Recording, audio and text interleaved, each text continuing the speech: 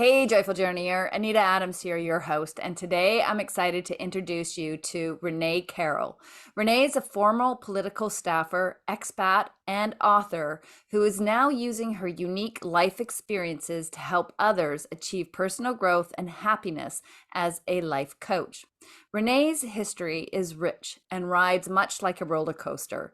After her tenure working alongside U.S. Senator Dianne Feinstein, she embarked on a transformative journey that led her to Thailand for nearly a decade. It was during this time that she began writing her book, From the Caucus to Cocaine, which chronicles her pursuit of unconditional happiness in the face of a tumultuous upbringing and an unexpected foray into drug dealing, and how she ultimately found her purpose in empowering others to unlock their potential. Now she's using her wisdom and empathy to help people navigate their own journeys towards happiness, fulfillment, and self discovery. Welcome, Renee. Thank you so much for joining us. Thank you so much for having me. I've been listening to your podcast, Anita, and it's so great. And I really love the messages and the energy that you're putting out into the world is so beautiful. Thank you. Thank you so much for sharing that. And thank you for listening. Yeah, for sure. Okay, wow, Renee, what a journey you have been on. Yeah, this is gonna be an exciting conversation. I think we're gonna dive in deep. So I'd really like to start by talking about the notion of unconditional happiness. Can you define that for us? What does unconditional happiness look like to you? Well, to me, it means connecting to the happiness inside of yourself. I know a lot of us nowadays think that happiness is something on the outside of us, that if we attain things on the outside that will make us happy, but really our true happiness is inside of us. And the way that I define that or connect to it is my way is usually through mindfulness meditation. Awesome. um and I think I'm trying to bring the words to really describe it. It's just focusing on being grateful Mm, and knowing that whatever challenges come up for you, that the universe is working in your best interest and mm. that everything's going to work out for you the best way possible. I love that, holding on to that belief. And Mhm. it really is an inward looking journey, isn't it? To It find is. that peace, that happiness, the Yeah. tranquility, all of that. I totally believe that. It's taken a long time for me to get there myself and to really appreciate it. Um, but it's so attainable, isn't it, when you invest that, as you call it, that mindfulness time in yourself. So very cool. All right. I'm curious about the turning points or moments that inspired you to pursue this unconditional happiness and the self-improvement. Well, there are many there are many marks in my lifetime that led me on this path. I came from a very challenging upbringing, and as soon as I was out of the house, I left the house about when I was about 18 years old, and I needed to break away from my family. My dad is narcissistic and very abusive, Hmm. and um this stuff doesn't define us. We come with this baggage, but as we move into the future, we really realize that these things propel us forward. Mm. Instead of allowing our past to tear us down, we can defy the odds and we can use these things to make us stronger. Adversity doesn't define us, it refines us. Mm.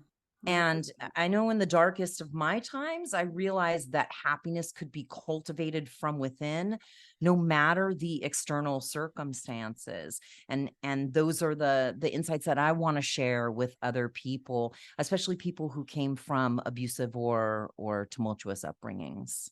Yeah, absolutely. Um, Yeah, and but finding the courage, to go inward, because it often that inward looking journey can often be take you to down dark roads, particularly if you've had, a tumultuous upbringing or trauma or tragedy in your life. Do you have any tips on, or what did you do to help navigate through those dark corners?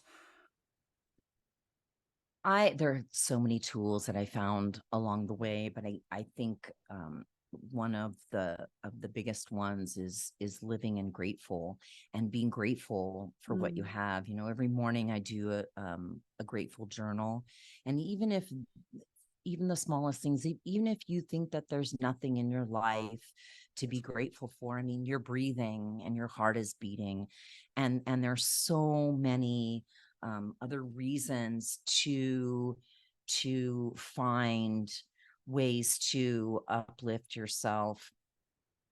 um, things like listening to music or yoga or deep breathing techniques are also very helpful. And at times when we get to our worst points and we don't feel that we can work things out ourselves, we can always talk to other people or go to therapy and talk to a professional who can help guide us also. Yeah, there's certainly no shame to turn to professionals Mm. for help, right? Yeah. And I think we've all been to some dark corner in our life, and having the guidance of somebody to help take you out of the dark can be really really needed and useful. Wow. Okay. So, you've got an interesting background, like, is there, and I don't know if I'm going too deep with, or personal, but, working in the US Senate, being, in that environment, and then, going into Thailand and turning to drugs. It's just like this is really quite something. And now we're talking about this mindfulness and totally recreating your life. Um, can you walk us through that journey a little bit? Like, what was the turning point? What happened that you're just like, this has got to stop. I've got to take control of my life. Or is there a particular moment, or was it a slow dawning or realization that things have to change?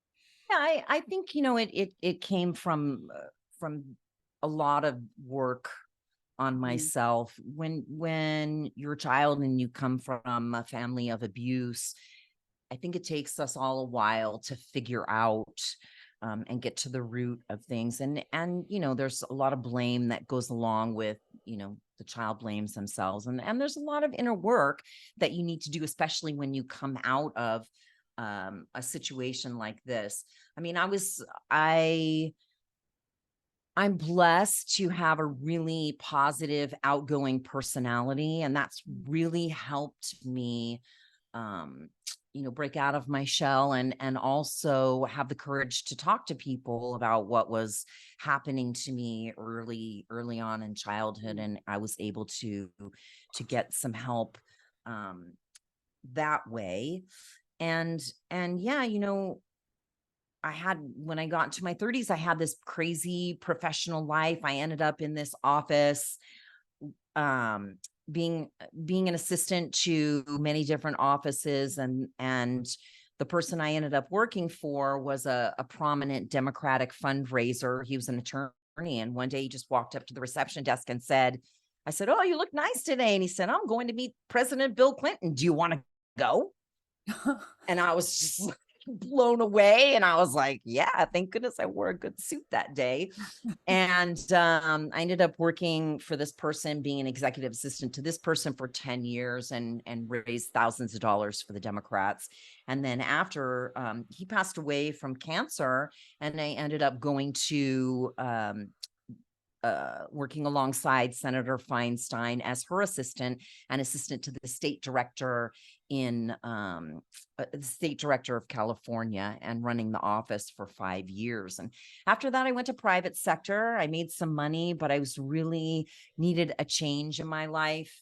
And I was still immersed in the drama going on with my family. So I think leaving for Thailand and going to Thailand was my way of not only exploring my own path and getting to a place where I was more sane and stable. And it was a way also to break free from my family. And I was there for almost a decade. And I was supposed to spend a year and come home and make some money. And I didn't want to go. So I ended up staying there. And towards the end, I left a job and I couldn't find work, and I blew through my savings, and I didn't have any money, and I couldn't find work. And essentially I was starving, and but I needed to stay on this path, because at this time I was really coming to a place of enlightenment and really understanding what true happiness was and how to connect to that true happiness inside of myself. So I really didn't want to talk to people about what I was going through, because I didn't need people in my ear. You do this, or I feel sorry, or, whatever was going on with them. I didn't need them to put their 2 cents in. I needed to follow my path. And after a year of pretty much starving to death, I ate like a piece of bread or some vegetables once a week. And after a year, I went on overstay on my visa. I couldn't pay my visa.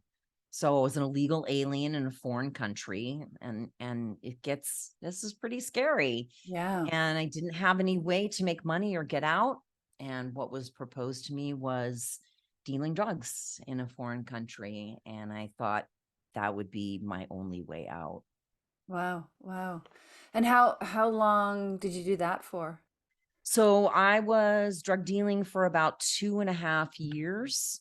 Okay. And then the walls really started closing in on me. The police had pictures of me.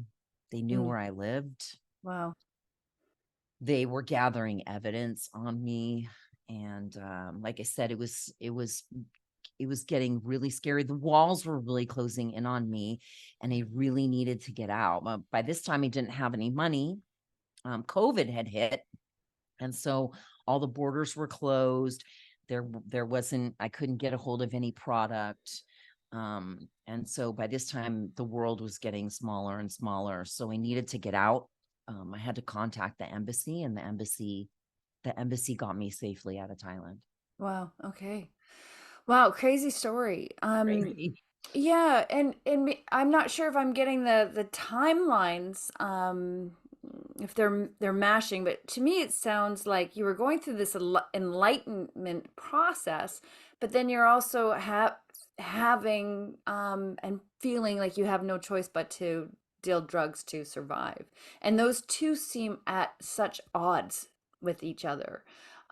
What was going on for you? And I ask that without judgment, because I know that when we are in a place of desperation, we do desperate acts. But I can imagine that there must have been conflict there as well. And I'm just curious about that journey, and that perhaps that inner struggle and coming to terms with how the person you want to be in this enlightened, those, using your words, of the awakening, and yet also struggling with the choices of having to, or how you felt that you had to, this is how you could survive.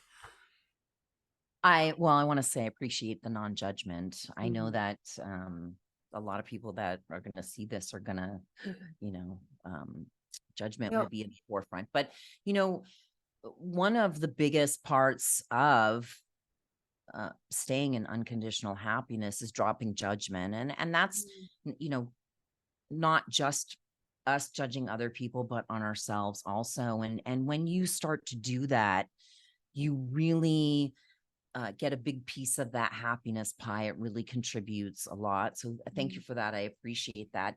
And it was really, um, Thailand has the death penalty. Holy shit. If you Wow. get caught dealing That's drugs in Thailand, I you did get the not know death that. penalty.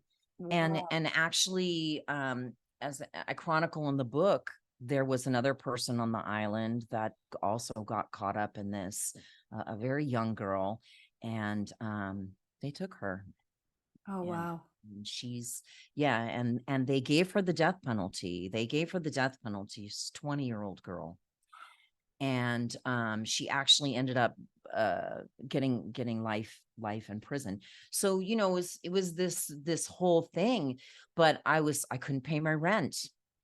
Mm, I was gonna be uh, what is homeless in Thailand? There are no homeless people in Thailand. Where was I gonna go? I couldn't even feed myself.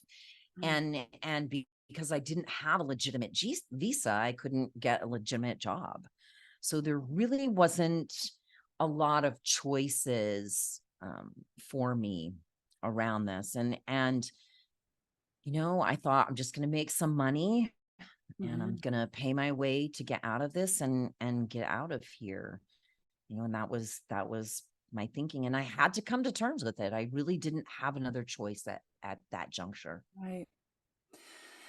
Yeah, let's talk about the love piece.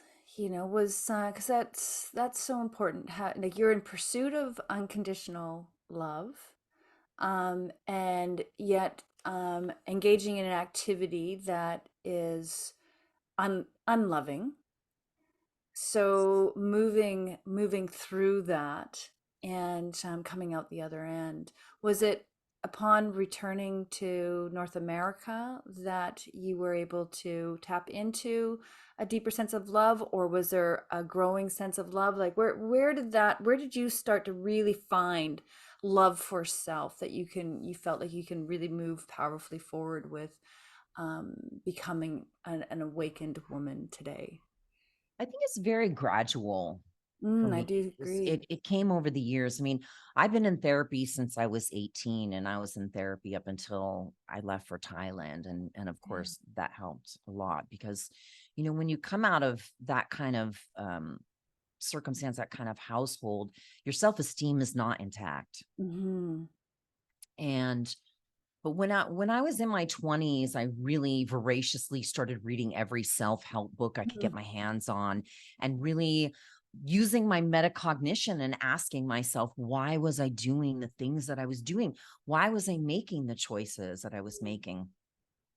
And gradually I was unearthing, the low self-esteem issues, and recognizing where things were coming from my psyche and from my upbringing, and what basically had been the programming that had been instilled within me. And it was a gradual path. I just started reading a lot, and Mm. started doing a lot of inner work, and started discovering people like Christy Marie Sheldon and Abraham Hicks and Louise Hayes, and really started doing some inner work. Louise Hayes, she was really instrumental in bringing back my low self-esteem and connecting with the love for myself. She has all these mirror affirmations that I do every morning, Mm. and that's really helped. And it was gradual. When you come out of circumstances like this, you're broken, Yeah, and you need to find the tools to put the pieces together and become a whole person again. it's so true. Louise Hayes was instrumental in my personal Yeah, development as well, and that sense of love.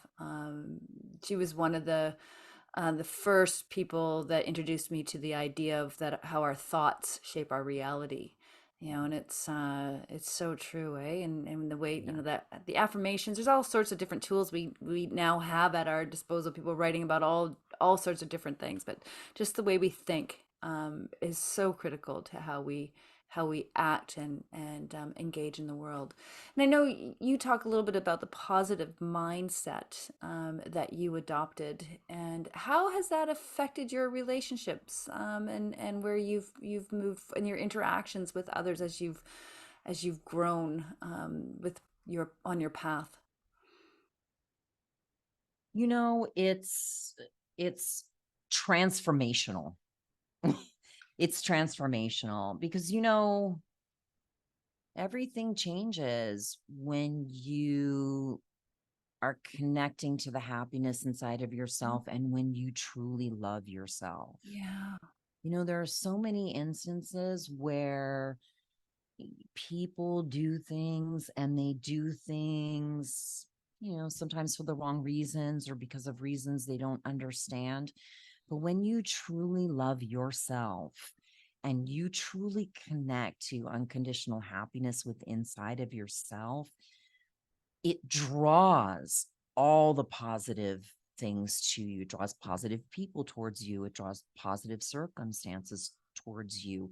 And your life changes magically when you change your mindset into being grateful and being positive and looking at the positive. It took me about a year and a half to change my mindset. And now I'm in this beautiful happiness mindset where when I go out into the world, all I see is the beautiful things. All I Mm. see is the beauty in people. I don't see it's a dirty street. I see, look at that beautiful sign over there. Or look at those beautiful people, or look at what she's wearing. And it changes your life exponentially when you start to think like this. It takes intention, doesn't it, to go out into the world with that? Do you Yes. find yourself ever slipping into the more negative stuff, and then you catch yourself and then intentionally pull yourself back? Yeah, Yeah. I mean, it's training, it is training. and I have a saying, I use this in my book. Nothing in life is hard. Everything is just practice. It's all just practice. Nothing is hard because once you start practicing it, it becomes easier. I mean, come on, we've all been through tough times in our lives, and we know the effort that it takes to get back into a positive frame of mind, to do the things that we don't want to do. I mean, people with depression, they can't get out of bed, and there are so many tools that we can use, but I'm sure that you understand the hardships of going through something difficult and being frozen and Yeah, not being able to move. And fear is a huge you know thing behind stopping people from where they want to go to. I think it's the number one thing that holds people back. yeah, 100%. Yeah. You talk about forgiveness and you forgiving your father in your past. How has the role of forgiveness played in your journey towards this pursuit of unconditional Pivotal love? is pivotal. I mean, it's been a transformative and cathartic experience, but forgiveness has allowed me to free myself from the burdens of resentment and anger. Mhm. Um, Forgiving my father, in spite of the pain and struggles that we've had in the past, is an act of self-liberation. I love that. Mm, It allowed me to let go of emotional baggage that had weighed me down for my entire life. And that goes hand in hand with not only forgiving other people, but forgiving yourself. First and foremost is the most important part of that puzzle. I mean, in accepting my past decisions and actions and recognizing that they were stepping stones to personal growth and understanding, moves you forward with greater compassion and the belief that you deserve happiness. We all deserve happiness. And yeah, when we can press forward, you know, we push ourselves forward and understand that, we're growing. yeah, We can't penalize ourselves. We're just growing. And I just want to say about forgiveness that forgiving doesn't condone the hurtful action of Oh yeah. others. Yeah. It doesn't mean forgetting. It means that you can break free from those emotional chains. Yeah. This process takes time. It's self-reflection. Sometimes personal guidance is needed, but it's once again, it doesn't mean condoning these acts, but it means that you can break yourself free of these chains and release it and let it go. Yeah, that's really powerful. If we don't let go of pains from the past and stories from the past, we're held in the past, aren't we? And Yeah. it prevents us from being able to powerfully move forward when we're Yeah. stuck in the Beautifully past. said. Yes, beautifully said. Thank To you. powerfully move forward, and Yeah. that's where we want to be. We want to Yeah. be in our own power and able to move forward and not frozen in the past and frozen from past things that Yeah. have happened to us that hold us back. Yeah. I love that you presence this self-forgiveness piece and how important that is. I think that's actually perhaps bigger than happen. Well, I don't know if it's bigger than it's certainly as big as having to forgive others in your life. Um, do you have a particular practice that you've honed that has helped you let go of the past and forgive yourself and others in your life? Meditation, meditation, Okay. Okay. meditation. Yeah. Yeah, I mean, there's lots of things that I talk about in the book that helps to let go and helps you to have your peace of mind and get back into being a whole person. But the mindfulness meditation, what it does is it teaches you to slow down your racing thoughts. So it gives you a chance to let go of the negativity and calm both your mind and your body, because your body is also a part of this process. Your body traps trauma also. And the mindfulness meditation really allows um, both your mind and your body to let go. And it also allows you to be present in the moment and detach from overwhelming stress and anxiety Mhm. like that often accompanies challenging situations. It helps me cultivate a sense of inner calm and resilience. But there's Mhm. also things like not complaining. Take a little notepad out with you every day. And every time you complain inside your head, or every time the traffic, the weather, the this, the that, write it down and see how many times you complain during the day. If you can let go of that, is such a huge, it's key Mm. to being happy every day. Yeah, that's really interesting. And I totally agree. I think it's a big part of just the awareness piece, right? It's being Yes. aware of the thoughts we're choosing, the actions we're having, how we're responding to things. And what a great exercise just to try that for a day, you know? So challenge to you, Joyful Journeyer, for a day, just, carry a notepad around with you or on your cell phone in the notes section every time you have a negative thought about something or someone or occurrence, or you want to complain about something, jot it down and just see how much you're doing that. I'm gonna try that. I actually tried a little experiment the other day, Ooh, tell and me. it was about trying to go through the day without judgment. I actually made a podcast. I just released the podcast. I think today's Wednesday, right? I Awesome. released today about I that. can't wait to hear it. Yeah, it's a short one. I think it's only like 6 minutes long. But oh my God, it was so challenging to go through the day without, well, in fact, I failed. I failed dismally because we judge everything, like Yes. Yeah. everything.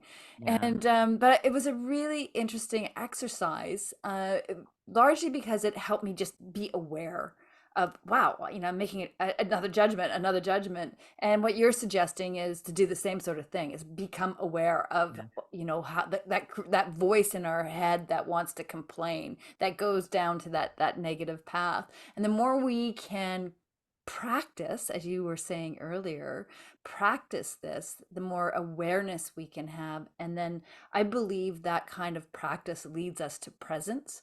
And the presence is Yes. what is where we can connect with unconditional love, you know, in that presence, in that it's meditative, even if we're not meditating, you know, Yeah, you're quote right. unquote. No, you're We're absolutely when right. we're in presence, it's a meditation of sorts. So it's really interesting. Thank you so much for sharing all of this and being so vulnerable about your story. Yeah, I have to say, I felt a little uncomfortable in asking some of these questions, to be truthful. You know, it feels uncomfortable because I feel like, wow, this woman's done some crazy things and put herself in incredible jeopardy, and just trying to wrap my mind around that, and wanting to ask the questions that are going to be helpful to the audience listening, because we have, you know, I think we can, certainly we haven't all dealt drugs, but we have all made bad choices in our life, you know, somewhere along the line. And I know, you know, I,